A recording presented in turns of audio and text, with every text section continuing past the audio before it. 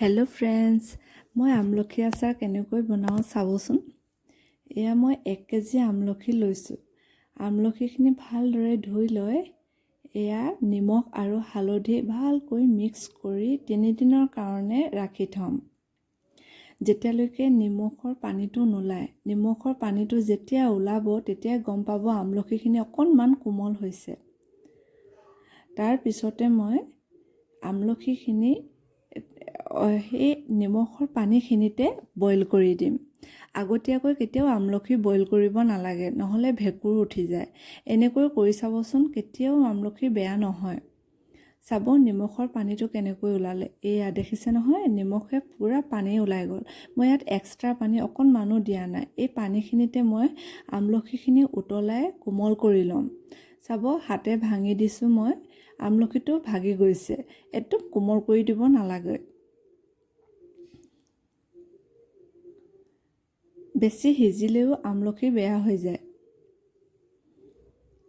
তাৰপিছতে মই আমলখিখিনি ভালকৈ ভাঙি লৈ গুটিটো উলিয়াই এয়া 2 দিনৰ কাৰণে ৰ'দত দিম।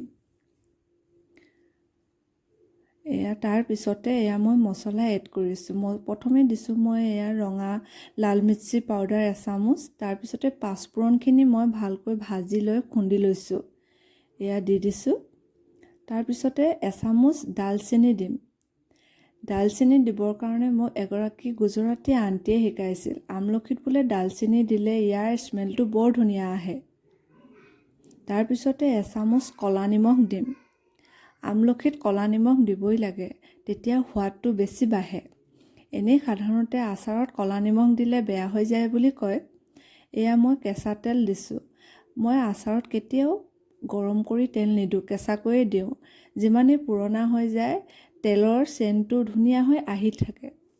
এনেকৈ মিক্স কৰি মই এই আমলখিখিনি আকৌ 2 দিনৰ কাৰণে ৰ'দত দিম, যাতে গোটেই মছলাখিনি আৰু তেলখিনিয়ে আমলখিখিনি শুহি ৰাখে আৰু ভালকৈ মিক্স হৈ যায়।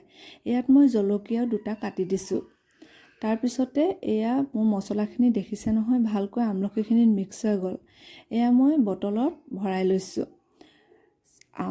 আচাৰ সদায় কাঁচৰ বটলত ভৰালে বেছি ভাল হৈ থাকে। এই আমলখিখিনি কেতিয়াও বেয়া নহয়। আপোনালোকে এবাৰ এনেকৈ বনাই চাব, খাই বৰ টেষ্টি লাগে। তাৰপিছতে মই ইয়াত আকৌ কেঁচা তেল দি দিম বটলতে।